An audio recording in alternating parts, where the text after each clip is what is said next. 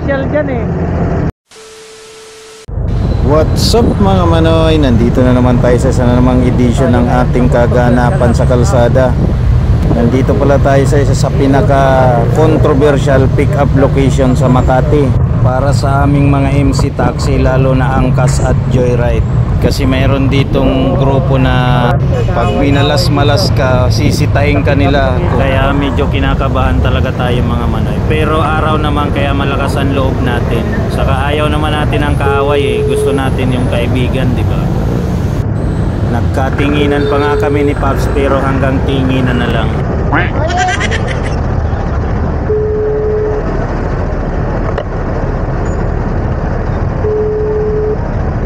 Yan ma'am, pangalan niyo po? Ali.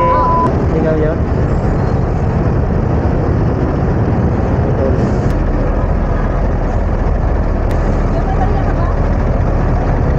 10,000? Wala namang buong 10,000 eh. Sige ma'am, mababa oh. Yan. Sige.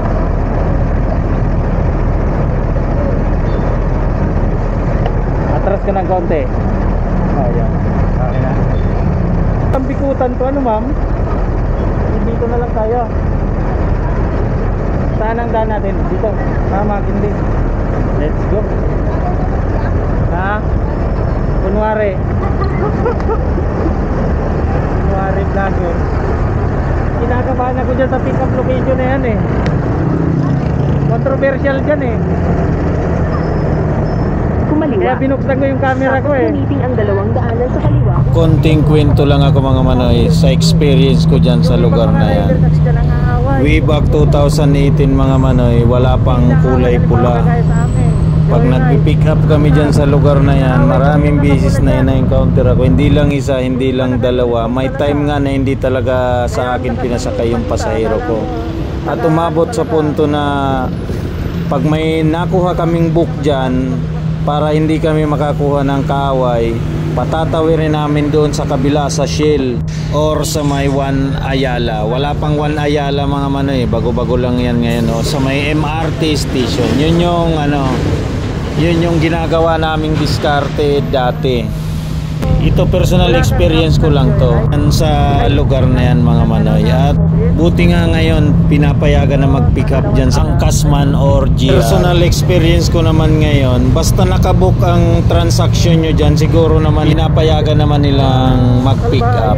At huwag na natin pabigatin ang sitwasyon mga manoy. Siguro kung may magtanong, basta nakabook naman, wala naman magiging problema yan eh. Sagutin na lang natin ng maayos para wala tayong magiging problema sa MC taxi natin dyan. Kumbaga respeto na lang. Oo. Ano yung lugar na yan eh? Tagpuan. Oo.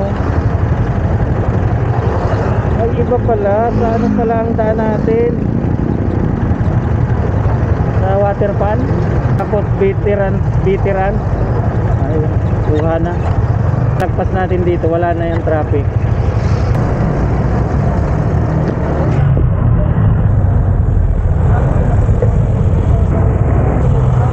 Saan banda? Kaliwa ka na? Na sa iyong destinasyon. Dito sa may motor.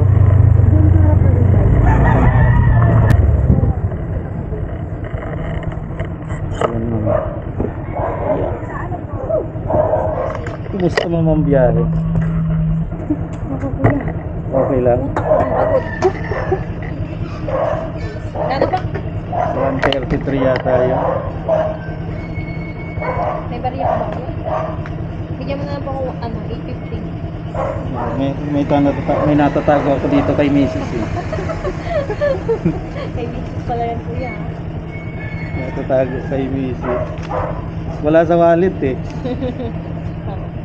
Okay lang ma'am, i-vlog ko yung ano natin. Oh, sige po, walang problema. Kuya, yung painang po. Thank you mama. Salamat po. Salamat sa pag sa Angkas, pagtitiwala.